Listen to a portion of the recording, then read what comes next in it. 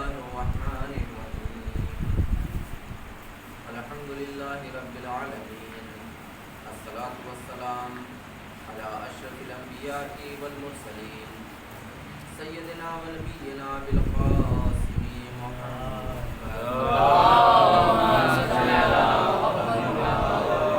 وعلى آل بيته الطيبين الطاهرين المعصومين المنتخبين المنتجبين ولعنة الدائمة على أعدائهم وحاسبهم وحبهم ومكري فقائهم أجمعين أما بعد فقد قال الله تبارك وتعالى في محكم كتابه الحكيم أعوذ بالله من الشيطان الرجيم بسم الله الرحمن الرحيم يا أيها الرسول بلغ ما أنزل إليك من ربك وإن لم تفعل فما بلغت رسالته والله يعصمك من الناس إن الله لا يهدي القوم الكافرين صلوات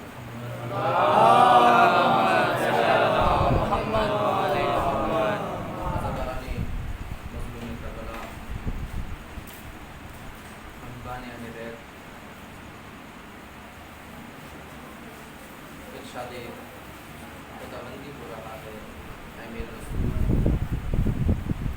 اس حکم کو پہنچا دیجیے کہ جو آپ کے پروردگار کی جانب سے آپ کے اوپر پہلے نازل کیا جائے. اگر آپ نے یہ حکم نہ پہنچایا تو گویا اپنی رسالت ہی کو کیا اور اللہ آپ کو دشمنوں کی شر سے محفوظ رکھے گا, لوگوں کی شر سے محفوظ رکھے گا, اور بے شک خدا بند عالم کافروں کی ہدایت نہیں کرتا. ہمارا موضوع گفتگو اسلامی قیادت و رہبری ہے, اور ہم اس منزل تک پہنچے کہ کچھ عہدے ایسے ہیں کہ جن کو صرف اور صرف خدا بند عالم عطا کرتا ہے, خدا کے علاوہ کوئی دوسرا عطا نہیں کر سکتا. ان عہدوں میں ایک عہدہ عہدے نبوت ہے, عہدے رسالت ہے, خلافت ہے, پیغمبر کی وزارت ان کی جانشینی ہے, وارثان قرآن ہے, وارث قرآن ہے, اور قوم اور امت کا حاکم اور سپہ سالاری. یہ وہ عہدے ہیں کہ جن کو امامت وغیرہ, یہ وہ عہدے ہیں کہ جن کو صرف اور صرف خدا عطا کرتا ہے. وہ جس کو عطا کر دے وہی نبی ہوگا, وہی رسول ہوگا, وہی خلیفہ ہوگا, وہی وزیر نبی ہوگا, وہی وارث قرآن ہوگا, وہی امام ہوگا, وہی قوم کا قائد و رہبر ہوگا. اس کے علاوہ اگر پوری ملت مل کر بھی کسی انسان کو اپنا قائد اور رہبر مان لے, وہ الہی قائد اور رہبر نہیں ہوگا, اسلامی قائد اور رہبر نہیں ہوگا, بلکہ وہ انسانوں کا بنایا ہوا قائد اور رہبر ہوگا. میں نے آپ کے سامنے ذکر کیا کہ یہ حکومت, یہ اقتدار, یہ قیادت خدا بند عالم دو عہدوں کو دیکھ کر انسان کو عطا کرتا ہے. ایک وزادہ بسطۃ فی العلم والجسم, خدا جس کو منتخب کرتا ہے اس کے اندر دو چیزیں ہونا چاہیے. ایک ہے سب سے زیادہ علم, دوسرے ہے سب سے زیادہ شجاعت. علم کے متعلق ہم نے گفتگو کی, شجاعت کے متعلق آپ کے سامنے کچھ باتیں میں بیان کر رہا تھا.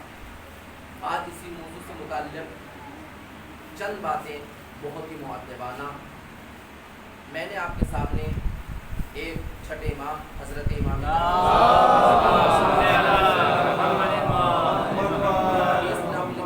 کہ جس میں شجاعت کی ایک علامت بتائی. وہ کیا ہے؟ صداقت.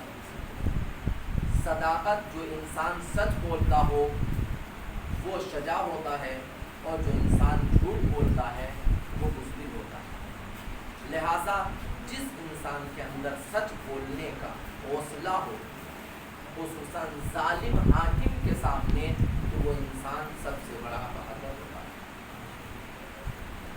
دوسرے میں نے امام حسن حسن کی حدیث آپ کے سامنے بیان کی کہ جس میں امام حسن نے 2 علامتیں بتائیں بہادر انسان کی، شجاع انسان کی۔ پہلی علامت موافقت الاقران، اپنے چاہنے والوں، اپنے عزیزوں، اپنے رشتہ داروں کی مدد کرنا، ان کو چاہنا، ان کی ضروریات کو پورا کرنا، ان کی دیکھ بھال کرنا، ان کو مصیبتوں میں تنہا نہ چھوڑنا۔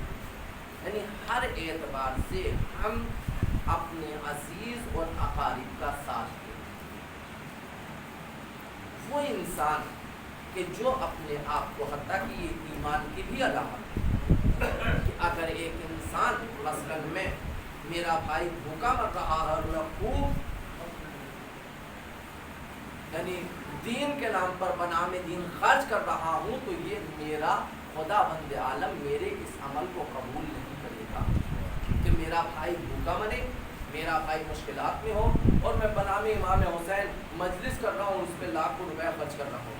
جی نہیں، پہلی میری ضرورت ہے کہ میں اپنے بھائی کی ضرورت کو پورا کروں، بھائی کی ضرورت ہی کو پورا کرنا غم حسین بنا۔ اپنے والدین کا احترام ہی انسان، یہ غم حسین، یہ مجلس حسین ہم کو دیدار بناتی ہے، یہ مجلس حسین ہم کو حسینی بناتی ہے، اور حسینی وہی ہے جس کے اندر دین ہو۔ میں نے آپ کے سامنے ایک دن حدیث بیان کی تھی کہ جب مولا سے کسی نے پوچھا کہ دین کس چیز کو کہتے ہیں، تو مولا نے کہا کہ 2 چیزوں کا نام دین ہے، التعظیم لامر اللہ، حکم خدا کی تعظیم کرنا، اس کے اوپر عمل کرنا، یہ دین ہے، اور دوسرے کیا ہے کہ حقوق اللہ کو ادا کرنا، اس کے بندوں کی رعایت کرنا، اس کے بندوں کی خبرگیری کرنا۔ اگر یہ 2 چیزیں، ایک حکم خدا کے اوپر عمل، دوسرے اس کے بندوں کا خیال، تو یہ ہے دین۔ اور عزاداری ہم کو یہی سکھاتی ہے، نہ تم دین سے الگ ہو جانا، نہ تم حکم خدا سے الگ ہو جانا، نہ تم مخلوق خدا سے الگ ہو جانا۔ جو فرش عزا پر آ کر خدا سے دور ہو جائے وہ بھی حسینی نہیں ہو سکتا، اور جو فرش عزا پر آ کر اپنوں سے دور ہو جائے وہ بھی حسینی نہیں ہو سکتا۔ لہذا یہ دونوں صفتیں ہونی چاہیے۔ آج میں پیغمبر اکرم حضرت محمد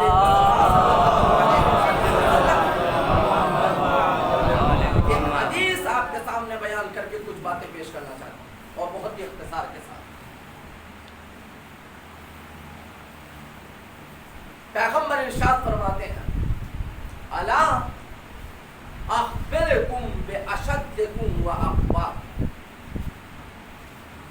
صحابہ پیغمبر کے سامنے بیٹھے ہوئے، جب کسی بات کو سامنے والے کے ذہن میں اتارنا چاہتے ہیں، مثلا میں آپ سے تقریر کر رہا ہوں، میں نے آپ سے پوچھا کہ بھائی کل میں نے کیا کیا بیان کیا تھا، اور یہ ہماری سب سے بڑی بدقسمتی ہے کہ ہم یہاں سے مجلس سے جو کچھ سنا، شاید ایک آدھی بات اگر یاد بھی رہے تو پھر اس کے بعد ہم کبھی ذہن میں اس کو لے کر ہی نہیں آتے۔ آپ یعنی ہماری ہم میں سے ہر ایک کی ذمہ داری ہے کہ جب ہم کچھ سنیں، مثلا میں نے کہا صداقت کی کیا علامت، وہ شجاعت کی کیا علامت ہے، ایک ہے سچ بولنا۔ صداقت کی کیا علامت ہے، ایک ہے اپنوں سے محبت کرنا، ان کا ساتھ دینا، ان کا خیال رکھنا، دوسرے اگر مصیبتیں ہوں تو ان کے اوپر صبر کرنا۔ ہم کو کم سے کم اپنے ایک دن میں جب ہم سن کر جائیں تو یہ چیزیں اپنے ذہن میں دہرائیں، تاکہ ہم کو پتا چلے کہ ہم مجلس سے کیا لے کر اٹھیں۔ لہذا آج میں 3 باتیں پیغمبر کی کہ پیغمبر نے بتایا بہادر انسان کی کہ جو سب سے بڑا بہادر ہو، اس کی 3 علامتیں ہیں، غور سے سنیے گا۔ صحابہ بیٹھے ہوئے، مجمع لگا ہوا ہے، پیغمبر نے تمام صحابہ کو متوجہ کرتے ہوئے کہا، الا اخبرکم باشدکم واقواکم، کیا تم یہ نہیں چاہتے ہو کہ میں تم کو بتاؤں، میں تم کو خبر دوں کہ تم میں سے سب سے بڑا بہادر اور سب سے بڑا طاقت و قوت والا انسان کون ہے؟ جیسے پیغمبر نے پوچھا، ہر آدمی کے دل میں حسرت پیدا ہوئی ہوگی، ہاں بالکل بتا دیتا کہ میرا نام آ جائے۔ جیسے جب خیبر کا وقت تھا، پیغمبر نے کہا تھا کل میں علم اس کو دوں گا، اور وہ صفات بیان کی، تو ہر آدمی پہلے ہی سے آ کر کھڑا ہو گیا تھا کہ اگر ہم پیغمبر کے سامنے رہیں گے شاید پیغمبر ہم کو دیکھ کر کہہ دے کہ یہ، اور علم ہم کو تھما دے۔ کوئی حسرت وہاں پہ بھی سب کے دل میں، کیونکہ یہ تمام باتیں میں بیان نہیں کرنا چاہتا، یہ آپ سنتے رہتے ہیں، ہماری ان مجلسوں کی آج کی ضرورت جو ہے وہ میں آپ کے سامنے رکھنا چاہتا ہوں۔ پیغمبر نے کہا کیا تم نہیں چاہتے ہو؟ تو سب نے کہا قالوا بلا یا رسول اللہ، یا رسول اللہ بالکل آپ بتائیے. سب نے ایک زبان ہو کر کہا یا رسول اللہ جلدی سے بتائیے ہم میں سے سب سے بڑا بہادر کون ہے. تو پیغمبر نے کہا اچھا اب تم پوچھ رہے ہو تو میں بتا. کہا اشدکم الذی، تم میں سب سے بڑا بہادر اور شجاع وہ انسان ہے. کہا کون؟ کا جس کے اندر یہ 3 علامتیں پائی جاتی ہیں. کہا 3 علامتیں کیا ہیں؟ اذا رضی، صلوات پر محمد والے محمد، محمد. پہلی صفت کیا ہونا چاہیے انسان کے اندر؟ سنیں، اذا رضی لم يدخلہ رضاہ فی اسم ولا باطل. انسان کے لیے حالات فراہم ہوں، حالات سازگار ہوں، لیکن حالات سازگار ہونے کے باوجود وہ گناہ نہ کرے. صلوات پر محمد والے محمد. مثلا یہاں پر کچھ پیسہ پڑا ہوا تھا، کسی کا رہ گیا، گر گیا، سب چلے گئے. میں نے دیکھا یار کئی ہزار کی گڈی پڑی ہوئی ہے، اب کوئی دیکھنے والا نہیں ہے. حالات فراہم ہے کہ کسی کو پتا آئے، کبھی تو کسی کو کیا بتاؤں، میں تو مولانا ہوں ماشاءاللہ سے کوئی میرے اوپر شک بھی نہ کرے گا. چلو مار دیتا. حالات فراہم تھے. پیغمبر نے کہا کہ تمہارے لیے حالات فراہم ہو اور فراہم ہونے کے بعد بھی تم گناہ نہ کرو، یہ ہے سب سے بڑا شجاع. مثلا آج کل موبائل ہمارے ہاتھ میں بہترین، اما ابا بیچارے گھر میں بوڑھے ہیں، یا مثلا پرانے زمانے کے ہو گئے آج کے مقابل، بیچاروں کو ان کو پتہ ہی نہیں کہ موبائل چلایا کیسے جائے گا. بیٹے کے ہاتھ میں بیٹی کے ہاتھ میں موبائل ہے، وہ جو چاہے اس میں کرے. اچھی سے اچھی چیز بھی اس سے حاصل کر سکتے ہیں، بری سے بری چیز بھی. تو حالات اس کے لیے فراہم ہے، لیکن اگر حالات کے فراہم ہوتے ہوئے پھر وہ گناہ نہ کرے تو یہ سب سے بڑا بہادر ہے. تو پہلی صفت کیا ہے؟ حالات فراہم ہو، آمادہ ہو، لیکن اس کے بعد پھر انسان گناہ نہ کرے. مثلا میں آپ کو ایک مثال دوں. جس وقت مکہ مکرمہ فتح ہوا، پیغمبر اکرم حضرت محمد مصطفیٰ صلی اللہ علیہ وسلم مکہ میں داخل ہوئے. سارے کے سارے مکے والے کون ہیں؟ پیغمبر کو اذیت دینے والے، تکلیف دینے والے، ان کے قتل کے سازش کرنے والے، ان کے چاہنے والوں کو قتل کرنے والے، مدینے کے اوپر حملہ کرنے والے. جتنی جنگیں ہوئی سب میں یہ شریک. ہونا کیا چاہیے تھا کہ اب جب مکہ آئے ہیں تو پیغمبر سب کے لیے کہتے کہ سب کی گردن مار دو. اور کچھ لوگوں نے نعرہ بھی بلند کیا کہ آج بدلے کا دن ہے.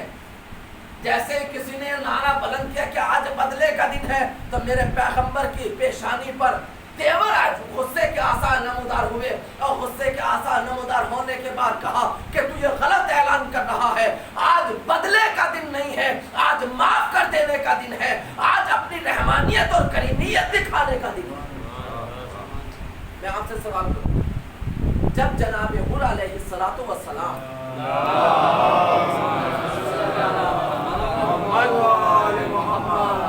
امام حسین کی خدمت میں آئے ہیں، کا مولا معاف کر دیجیے، بتائیے کیا چاہیے تھا؟ سارے کے سارے حالات جناب حر شامل ہیں اس میں، جو حالات پر حالات پیدا ہوئے ہیں. امام حسین کو جھڑک دینا چاہیے تھا کہ بھاگ جاؤ، اب آئے ہمارے در پر، اب ہمیں تمہاری ضرورت نہیں ہے. لیکن نہیں، پیغمبر نے ارشاد فرمایا اذا رضی ولم يدخله رضاہ فی اسم ولا باطل. تمہارے لیے حالات فراہم ہے، لیکن کبھی بھی دوسری صفت، کیونکہ وقت نہیں، دوسری صفت پیغمبر نے ارشاد فرمایا وَإِذَا سَخِطَ لَمْ يَسْخَطْهُ لَمْ يُخْرِجْهُ سَخَطَهُ مِنْ قَوْلِ الْحَقِّ. تم کو غصہ آئے، لیکن دیکھو غصے کے عالم میں بھی کبھی جھوٹ نہ بولنا، حق بات سے نہ نکل جانا.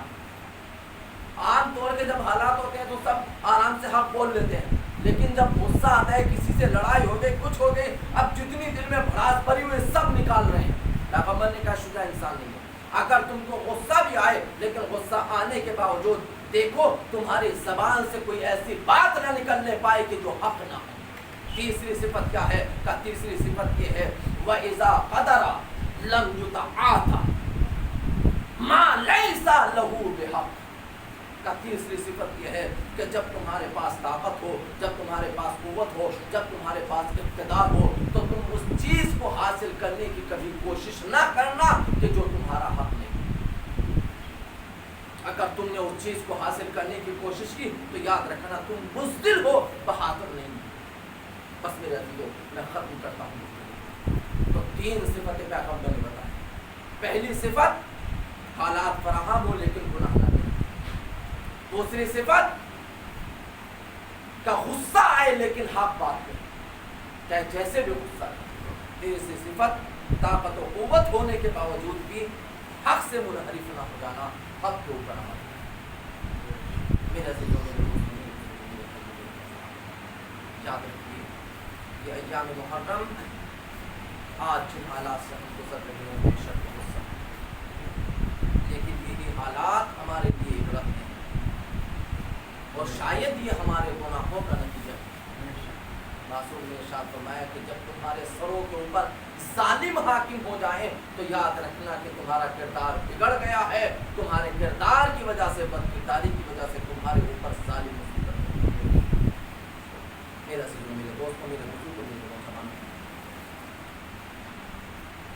ہماری ذمہ داری ہے آج اس زمانے میں کہ ہم وہ کام کرنے کی کوشش کریں کہ جس سے حسین راضی ہو، جس سے ہمارا خدا راضی ہو، جس سے اہل بیت راضی ہو۔ آج ہماری سب سے بڑی ذمہ داری پہلی یہ ہے کہ ہم اپنے قوم کی ضروریات کو پورا کریں، ایک دوسرے کے ساتھ مل کر اٹھیں اور ہر ضرورت کو پورا کرنے کی کوشش کریں۔ کمال یہ نہیں ہے کہ ہم اپنی رسم و رواج کو منا لیں، کمال یہ ہے کہ ہم حالات کو دیکھتے ہوئے وہ کام کریں کہ جن سے حسین راضی۔ میں آپ سے ایک سوال کروں اور چند جملے مسائل کروں۔ میرے عزیزوں، میرے دوستوں، میرے میں آپ کے اس رسم کے مخالف آپ سوچ رہے تھے، لیکن ایک مرتبہ انسان کو سوچنے کا تو موقع ملنا چاہیے۔ ہم نے آپ نے 10 دن 11 دن جو بھی، اور پھر 2 مہینہ 8 دن 6 مہینے جو اس میں خاص ایام آتے ہیں، ان ایام میں ہم اپنے جو ہمارے علم ہے، نشان ہے، جولا ہے، تابوت ہے، ذوالجناح ہے، ان کے اوپر ہم پھول چڑھاتے ہیں، کہیں چادر کی شکل میں، کہیں کسی اور شکل میں، اور پھر دوسرے دن انہیں کو دفن کر دیا جاتا ہے۔ دوسرے دن کرے چاہے محرم گزرنے کے بعد آپ پورے میں آپ کے یہاں اور ویسے پورے جگہ جگہ پر جہاں جہاں پر بھی ہوتا ہے، آپ خود اندازہ کیجئے گا کہ ہم میں سے ہر ایک جو ہم افراد ہیں، جتنے بھی گھر 30 35 20 جتنے بھی گھر ہمارے ہیں، ان میں کم سے کم ان 10 دن میں ہم ان پھولوں کے اوپر، بے شک ہمارے رسم و رواج ایک اپنی جگہ پر ہے، لیکن ہم کو سوچنے کا موقع ہونا چاہیے کہ ہم سوچیں کہ واقعی ہم کیا کر رہے ہیں۔ یہ لیتے ہیں تقریباً بغیر کسی کم و بیش کے 40-50 ہزار ہماری بستی سے اس پھول والے کو چلے جاتے ہوں گے۔ بتائیے اتنے جاتے ہوں گے کہ نہیں جاتے ہوں؟ بغیر کسی اس کے، میں ایک گھر سے نہیں، ہم سب ملا کر ہماری پوری بستی کا ایک سرمایہ کس نظر ہو رہا ہے، ہماری ایک رسم کے نام پر کہ جس کو ہم کو کل لے جا کر پھر زمین میں دفن کر دینا۔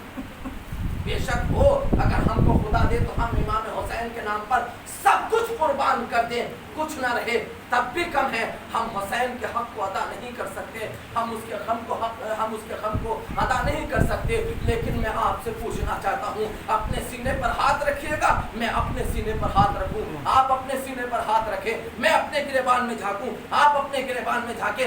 جھانکنے کے بعد ہر انسان اپنے آپ سے یہ سوال کرے کہ جب ہم یہ کام کر رہے ہیں، اگر اسی مقام پر ہمارا ایک بھائی کسی مشکل میں مبتلا ہے، کیا کبھی ہماری جیب سے 10 روپیہ نکلا؟ کیا کبھی ہماری جیب سے نکلا؟ یہ جو ہم اتنا خرچ کر رہے ہیں، آپ اگر اس کو کسی ایک بندے मोमिन की एक जरूरत को पूरा करने के लिए अदा करते तो कसम खुदा की हमारा ये पैसा शायद यहाँ पर कबूल ना हो, लेकिन हुसैन वहां पर जरूर कबूल करेगा।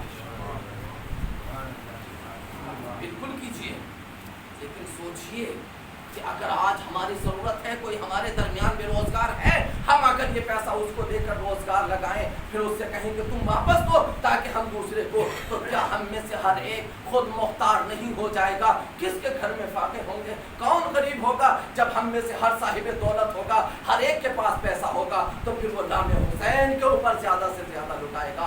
खुदा हमको दे कि हम नाम हुसैन पर अपना सब कुछ लुटाएं।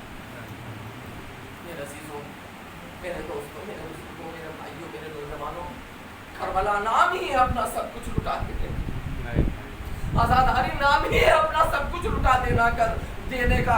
किसके लिए? दीन खुदा के लिए, रज़ाए परवरदिगार के लिए। तो हमको सोचना चाहिए कि हुसैन ने करबला के मैदान में क्या लुटाया, हम उसको लुटाने की कोशिश करें। हुसैन ने अपना सब कुछ लुटाया, क्या नहीं लुटा दिया? खड़गे जवान लुटाया, 6 महीने का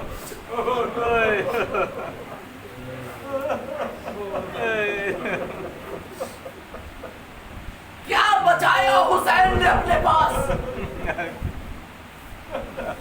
सब कुछ लुटा दिया। खुदा किसी इंसान को उस मकाम पर लाकर न खड़ा करे कि जिस मकाम पर हुसैन जिसकी मजलूमियत इतनी कि छोटे छोटे बच्चे चाह रहे हैं कि हम अपने इमाम के ऊपर कुर्बान हो। लेकिन अल्लाह हौसला, अल्लाह सब्र, लेकिन जब तक हमारा इमाम इजाजत न दे दे हम मैदान में न जाएंगे। मेरे अजीजों, वक्त हो गया, बच्चन जुमले सुने। हर एक शहीद में आपसे पूछना चाहता हूँ, हर एक शहीद निकल सकता था, मैदान में जा सकता था, लेकिन नहीं निकला। जानता है कि दीन हुसैन की इजाजत है, अगर बगैर दीन के जाऊंगा तो ये अगर बगैर इजाजत के जाऊंगा तो ये दीन नहीं होगा, ये शहादत नहीं होगी, ये हलाकत होगी। जब तक हुसैन इजाजत ना दे दे। आज आप उस बच्चे का मातम उस बेवा को पुरसा देने के लिए आए कि जिसका ये बेटा जब वारिस दुनिया से गया था तो 3 या 4 साल का। करबला के मैदान में ये बच्चा 13-14 साल का है। जरा सीना पर रखो, अपने दरमियान बैठे हुए बच्चों को देखो, 13-14 साल का बच्चा कितना बड़ा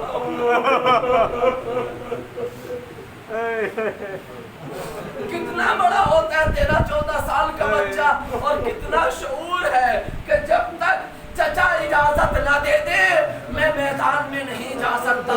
मेरे अजीजों, हुसैन हमको आवाज दे रहे हैं, तुम अपने बच्चों की ऐसे तरबियत करो कि जब तक मंशे इमाम सामने ना आ जाए वो बच्चा हरकत ना करे। हाँ अजीजों, मान शब के सन्नाटे में समझाया था, मेरे लाल सबसे पहले कुर्बान हो जाना, बेवा के पास तेरे अलावा कुछ भी नहीं है। अजीजों, 10 मुहर्रम नमूदार हुई, ये बच्चा बार बार चचा के पास आता है, चचा जान भतीजे को मरने की इजाजत नहीं। लेकिन जब भतीजा सामने आता है ऊपर से नीचे तक देखते हैं और सर झुका लेते, मेरे लाल तो मेरे भाई की निशानी, मेरे लाल तो मेरे भाई की निशानी है, मैं तुझे कैसे मरने की इजाजत दे दूं। अल-मुख्तसर ये कि जब भाभी के खेमे में गए और फिर उसके बाद इमाम हसन ने जो अपने बेटे के बाजू पर बांधने के लिए तावीज दिया था उसको खोलकर जब इमाम के सामने रखा तो एक मर्तबा इमाम ने अपने भाई की तहरीर को देखा, आंखों से लगाया और लगाने के बाद तहरीर पढ़ के कहा, अच्छा मेरे लाल खुदा हाफिज।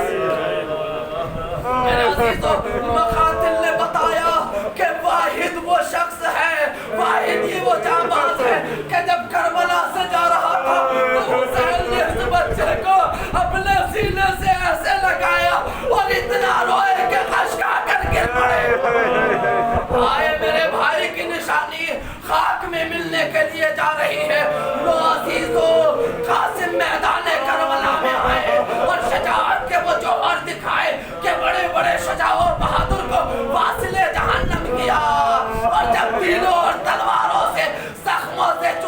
کر زمین کربلا پر گرنے لگے تو ایک مرتبہ آواز دی ارے چچا جان اپنے بھتیجے کی مدد کے لیے مقاتل نے بتایا کہ جیسے ہی حسین نے آواز سنی ارے ایک طرف سے حسین دوسری طرف سے عباس و علی اکبر چلے عزیزو جب ظالموں نے آتے ہوئے دیکھا ایک مرتبہ کا ارے 3 شیر آ رہے ہیں بھاگو ارے جب یہ گھوڑے لے کر بھاگے آئے قاسم ان گھوڑوں کی ٹاپوں کے در ارے جب بھی کوئی ٹاپ پڑتی تھی قاسم آواز دیتے امو مدد کر